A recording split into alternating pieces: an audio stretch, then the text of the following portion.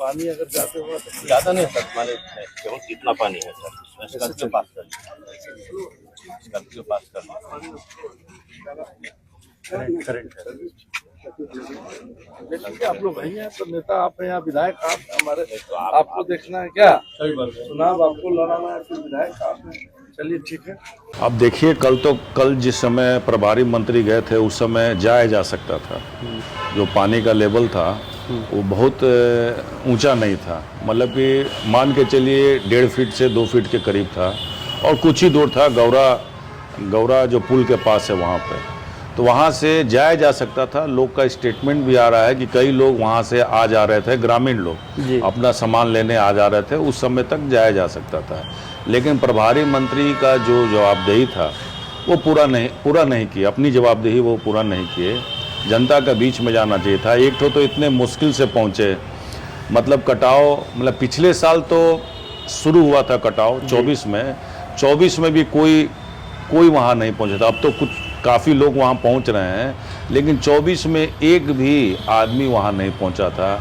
ना वहाँ के उस समय के सांसद पहुँचे थे, ना पूर्व विधायक पहुँचे थे, कोई नहीं पहुँचा था। तो सर क्या माना जाए, वहाँ के लोग चाह रहे थे कि सरकारी के एक भी मुलाजिम वहाँ पर पहुँचे, सत्ता में बैठे सरकार वाले के लोग आए, लेकिन जाने के बाद इस तरीके की उदासीनता सर, इसको क्या कहा जा सकता? देखिए, प्राकृतिक आपदा में सरकार पे ही लोग नज़र देखते हैं, कोई भी हो जी, विरोधी पक्ष के हों या सपोर्ट के समर्थक के पक्ष हों, सभी लोग चाहते हैं कि इस समय सरकार ही है, सरकार ही मदद कर सकती है, सरकार के पास ही खजाना होता है।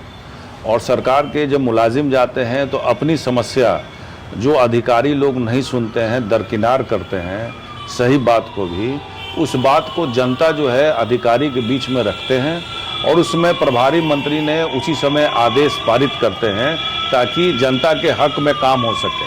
अब सोचिए कि पूरी दुनिया के लोग पहुंच गए वहां पे और प्रभारी मंत्री 15 दिनों के बाद लेने जा रहे हैं, मतलब उनका हालचाल लेने जा रहे हैं और थोड़ा सा पानी देख के घबरा गए। यही सरकार करने की जो हम लोग कह रहे हैं कि मरी हुई सरकार है, और वो दिख रहा है कि थोड़ा सा भी रिस्क नहीं उठाए जाने के लिए। उनको लगा कि वहाँ पे जाएंगे तो विरोध होगा कि क्या होगा, क्या लोग समझाया होगा, और गौरा से ही लौट गए। देखिए, जवैनिया का बाढ़ तो हमेशा आता है, बाढ़ से लोग जूझते रहते हैं, बाढ़ में कोई परेशानी जूझने में नहीं होती है, क्योंकि उन लोगों को पता रहता है कितना पानी आएगा, हमको बांध पे जाना है, और प्रशासन से हम लोग मदद लेते हैं। ये तो प्राकृतिक आपदा है ना। लेकिन कटाव नहीं होता था सर, पूरा गांव खत्म हो गया। कटाव नहीं होता था, पिछले साल शुरू हुआ है कटाव, तो ये प्राकृतिक आपदा है ना। इसमें अपने दुख सुख रखते, कितने लोग का मकान गया है, किस तरह इसके आगे व्यवस्था की जाएगी। जनता मांग करती कि भाई कैसे हम लोग बचेंगे, यहाँ पर रहेंगे, क्योंकि आबादी काफ़ी बड़ी हो गई है। क्योंकि शुरू से मैं सरकार को बोलते आ रहा हूँ कि भाई कटाव होगा, मतलब 19 में भी कहें कि कटाव होगा, क्योंकि उत्तर प्रदेश के नौरंगा गांव में कटाव हो चुका है और धीरे धीरे ये दामोदरपुर पंचायत के जवैनिया पहुँचेगा।